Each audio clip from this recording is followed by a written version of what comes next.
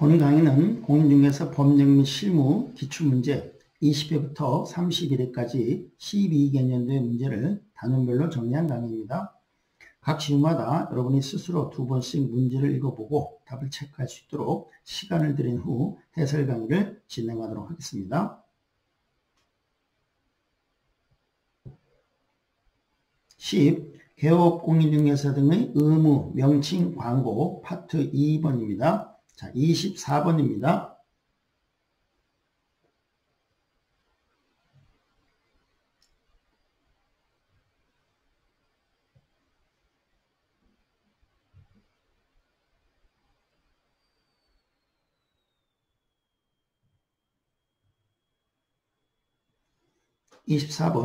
개업 공인중개사가 아닌 자가 공인중개사 사무소라는 명칭을 사용한 간판을 설치한 경우 등록관청은 그 철거를 명할 수 없다가 아니고 철거를 명할 수 있습니다. 등록관청이 할 수 있습니다. 25번입니다.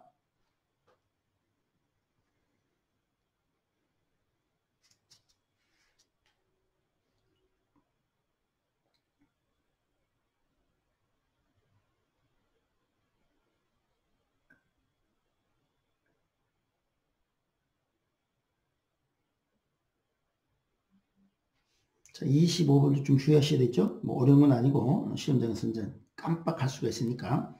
법인 분사무소의 옥외 광고물을 설치하는 경우, 간판을 설치하는 경우, 법인 대표자의 성명을 표기해야 된다? 아니죠. 대표자 성명이 아니고 분사무소에는 대표자가 아니고 분사무소 책임자가 있는 거죠. 분사무소 책임자의 성명을 표기해야 됩니다. 자, 26번입니다.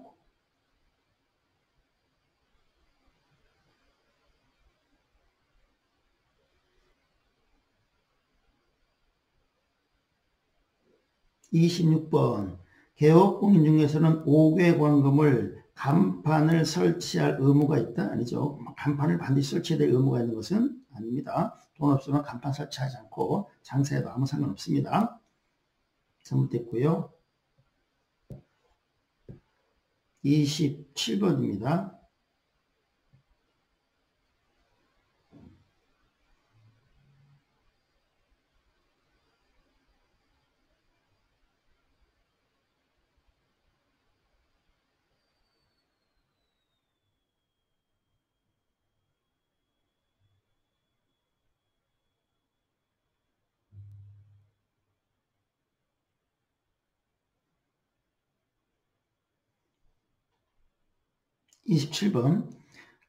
중요하죠. 개업 공인중개사가 사무소 명칭에 공인중개사 사무소 또는 부동산 중개라는 문자를 반드시 사용해야 되는데 사용하지 않은 경우 이는 등록 취소 사유에 해당한다가 아니죠. 등록 취소 아니고 문자 사용을 위반하면 100만 원 이하의 과태료입니다.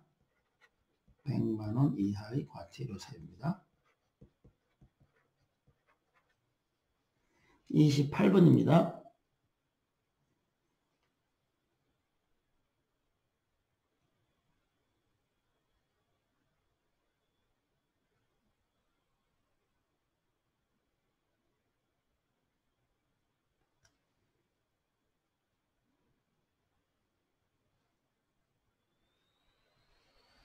자, 28번. 법인인 개업 공인중개사는, 법인인 개공은 그 사무소 명칭에 공인중개사 사무소 또는 부동산 중개라는 문자를 사용해야 합니다. 이 두 가지 문자 중에 어느 하나를 사용해야 합니다. 이 개업 공인중개사들은 공인중개사 사무소 또는 부동산 중개라는 두 문자 중에 어느 하나를 많이 사용해야 합니다. 맞네요. 29번입니다.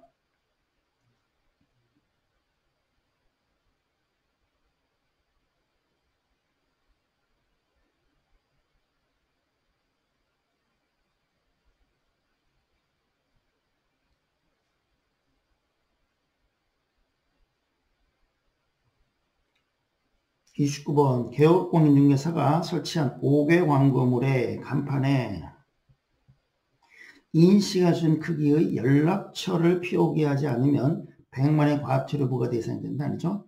연락처를 표기해야 되는 게 아니고 성명을 표기할 의무가 있어요. 성명. 즉 간판 실명제입니다. 연락처는 표기할 의무는 아니고요. 성명을 표기할 의무가 있습니다. 잘못됐고요. 자, 30번입니다.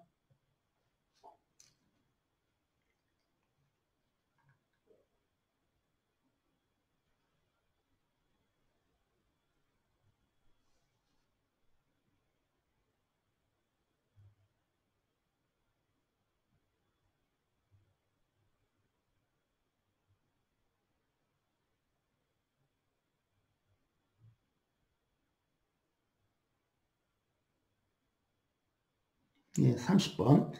자격을 취득하지 않은 자가, 즉 자격증이 없는 자가 자신의 명함에다가 부동산 뉴스 대표, 자, 부동산 뉴스 그리고 중개사무소 상호인데 그 대표라는 명칭을 기재해서 사용한 것은 공인중개사와 유사한 명칭을 사용한 것에 해당한다는 것이 판례입니다. 자, 부동산 뉴스라는 중개사무소의 대표라고 하면 일반인들은 이 사람이 자격증이 있는 그런 사람이니까 대표라고 했겠구나 이렇게 오인할 수 있다는 겁니다. 따라서 이런 대표라는 명칭을 사용하면 공인중개사와 유사 명칭을 사용을 해당한다는 것이 판례입니다.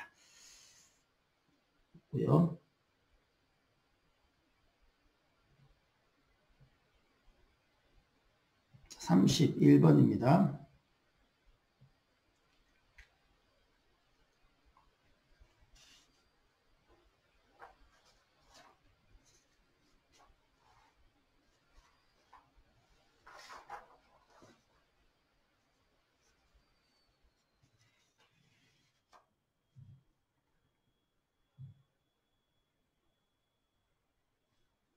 자, 31번. 중개보조원은 중개사무소의 명칭, 소재지 및 연락처, 자기 성명을 명시하여 중개대상물에 대한 표시 광고할 수 있다. 아니죠.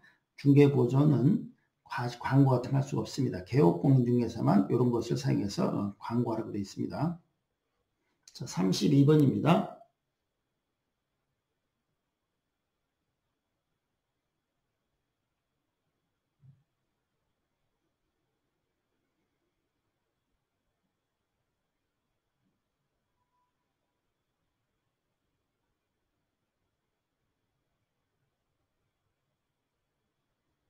자, 32번 중요하죠.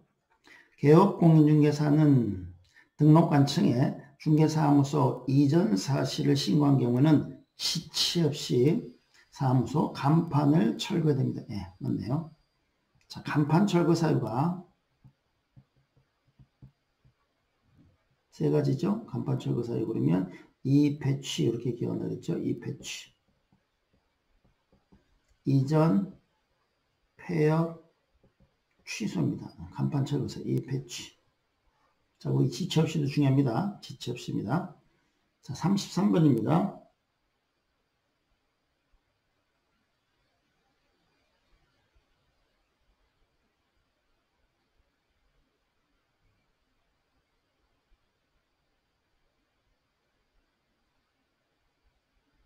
(33번) 중개보전 업무상 비밀 누설 금지 의무는 업무를 떠나 후에도 요구됩니다. 그렇네요.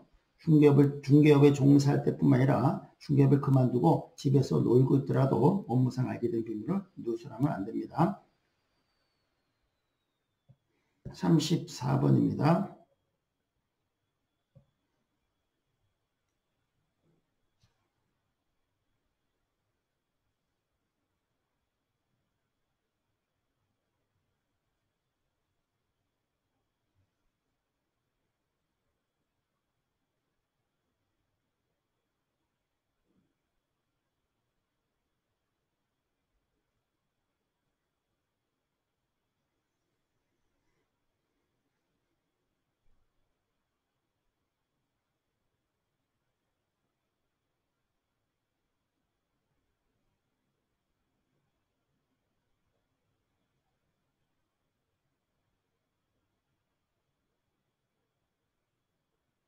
자, 34번 중요하죠.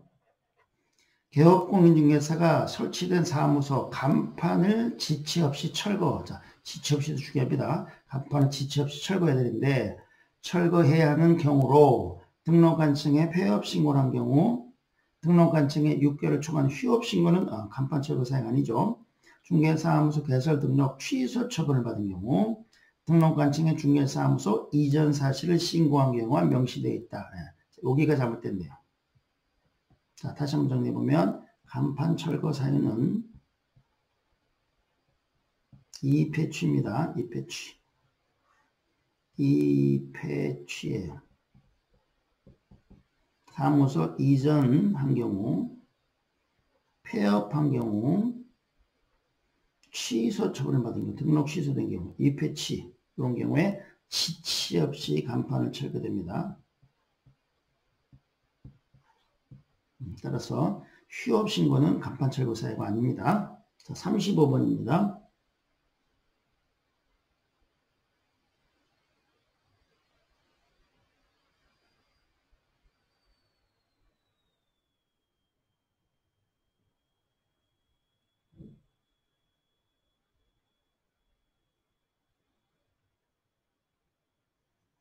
자, 35번 개업공인중개사는 그 사무소 명칭으로 공인중개 법률사무소를 사용할 수 있다? 아니죠. 사용할 수 없어요. 개업공인중개사들은 두 가지 문자 중에 어느 하나를 반드시 써야 돼요. 공인중개사 사무소란 말을 넣든지 또는 부동산 중개라는 이 두 가지 중에 하나의 문자를 반드시 써야 되는데 여기는 공인중개 그리고 사무소 이렇게 버렸어요. 그럼 공인중개사인지 법률 전문가인지, 그러니까 법률사무소 이래 보니까 꼭 법률을 전문하는 변호사 이런 뭐 법무사 이런처럼 느낌이 들고, 그리고 공인중개 그랬으니까 또 공인중개사인지 이게 명확하게 구분이 안 되는 거예요. 공인중개사란 말을 넣었으면 또 괜찮은데 따라서 이렇게 이런 문구를 쓰면 안 됩니다. 공인중개사 사무소라고 하든지 부동산 중개 뭐 이렇게 하든지 해야지 이런 말을 쓰면 안 됩니다. 자, 36번입니다.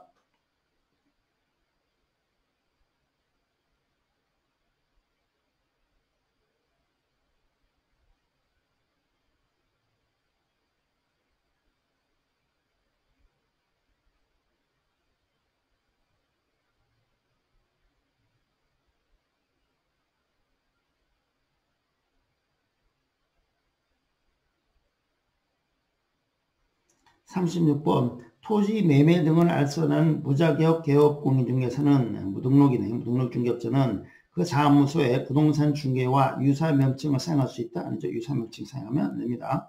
등록한 개업 공인중개사들만이 사용할 수 있는 겁니다. 부동산 중개라는 이런 문구들은 따라서 유사 명칭 사용하면 처벌받습니다. 안 되고요. 37번입니다.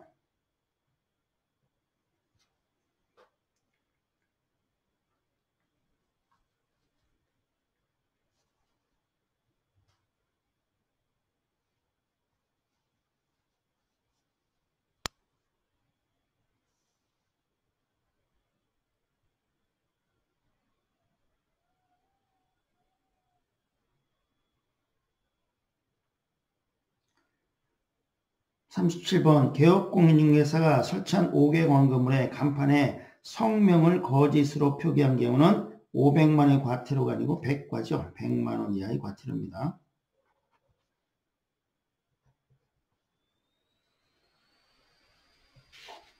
38번입니다.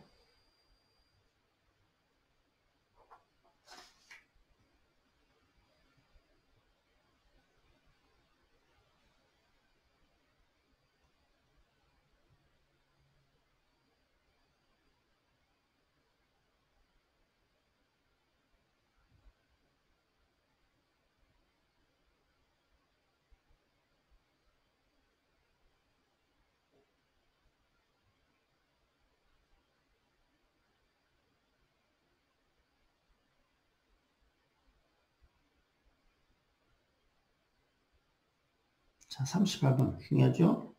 깜빡하면 당할 수 있습니다. 법인인 개업 공인중개사가 분사무소입니다. 분사무소에 5개 광고물을 설치하는 경우, 간판을 설치하는 경우, 분사무소 신고필증에 기재된 책임자의 성명을 그 광고물, 간판에다가 표기해야 합니다. 그런데요.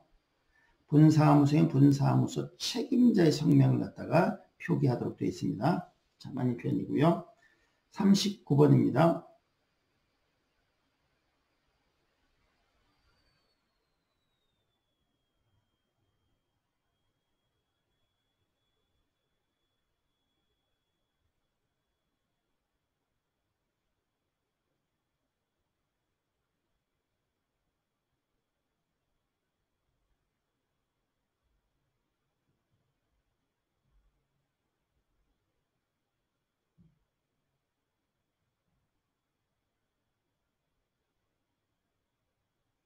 자, 39번도 조금 주의하셔야 돼요. 등록한 층이 위법하게 설치된 사무소 간판에 철거를 명하였음에도 이를 철거하지 않는 경우 그 철거 절차는 민사집행법에 따라야 되는 것이 아니고 행정대집행법에 의해서 철거를 합니다. 그래서 집행법 그러니까 또 비슷해 보이죠? 이 앞에 주의하시래요. 민사집행법이 아니고 행정대집행법입니다. 40번입니다.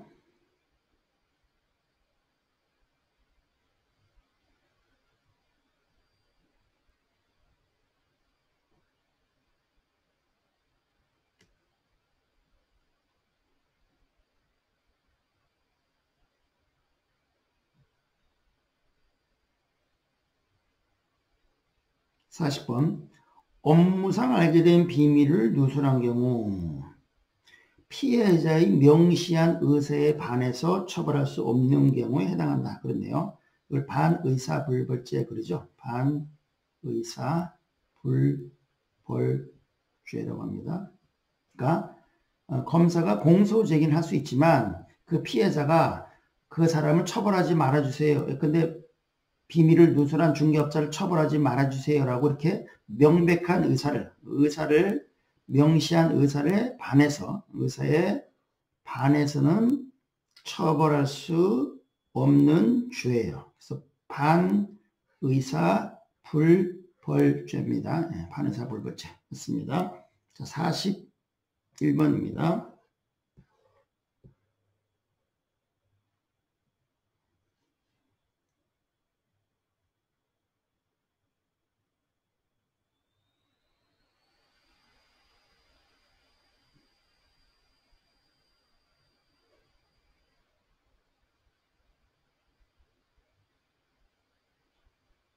자, 41번. 공인중개사가 아닌 자가, 즉 자격증이 없는 아닌 자가 공인중개사 명칭을 사용할 경우는 1년 이하의 징역 또는 1천만 원 이하의 벌금형에 처합니다. 예. 아니란 단어가 나오면 무조건 행정형벌 1, 2천짜리다 이렇게 기억합니다. 42번입니다.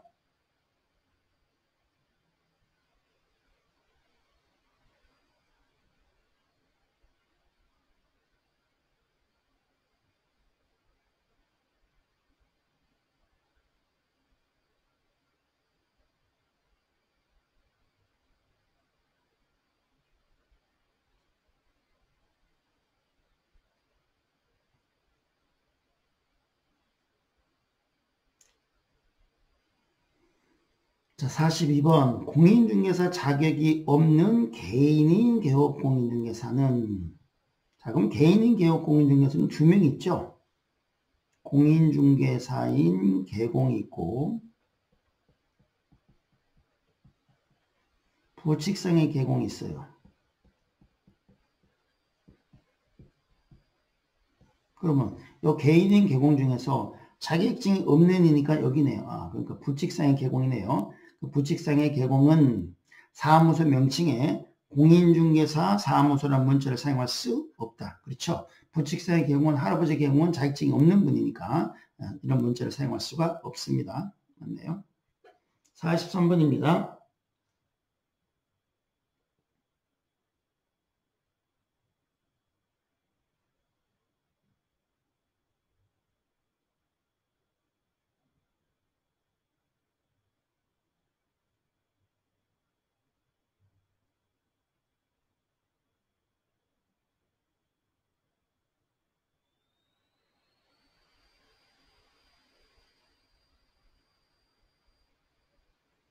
자, 43번 좀 주의하셔야 되겠죠. 공인중개사 자격을 취득한 자는 공인중개사 자격 취득해서 이제 공인중개사가 됐어요. 그럼 공인중개사는 중개사무소 개설 등록을 하지 않더라도 공인중개사라는 명칭을 사용할 수 있습니다. 사용할 수 있다. 그러니까 시험 합격해서 자격증을 취득했으니까 명함에다가 내가 지금 중개업을 하고 있지 않으니까 등록을 안 했으니까 중개업을 할 수 없지만 공인중개사라는 명칭을 명함에다가 새기고 다녀도 내가 자격증 합격했다고 공인중개사 자격증이 있습니다. 공인중개사입니다라고 명칭을 새기고 다녀도 아무 상관이 없습니다. 자, 주의하셔야 돼요. 다만 이 공인중개사가 등록을 하지 않았으면서 공인중개사 개업 공인중개사인 개공 뭐 이런 말을 하면 안 되겠죠. 그건 아니고 그냥 자격증을 딴 공인중개사입니다 라는 명칭을 사용할 수 있습니다. 자, 44번입니다.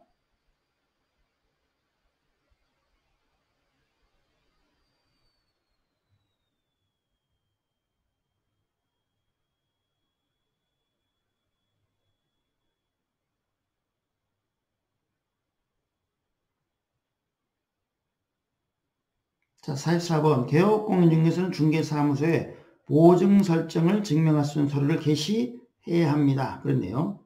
게시될 사항이 게시해라 등자의 보수예요. 등자의 보수를. 등자가 얼마의 보수를 받는지를 게시해라. 게시해라 등자의 보수를. 등록증이죠. 등록증 원본. 자격증 원본. 보증, 요거네요. 보증 설정 증명한 서면입니다. 보증 설정 증명 서면 게시해야 되고, 수수료 요율표 게시해야 돼요. 수수료 요율표 게시해야 됩니다. 자, 그래서 맞는 표현이네요. 자, 45번 마지막 문제입니다.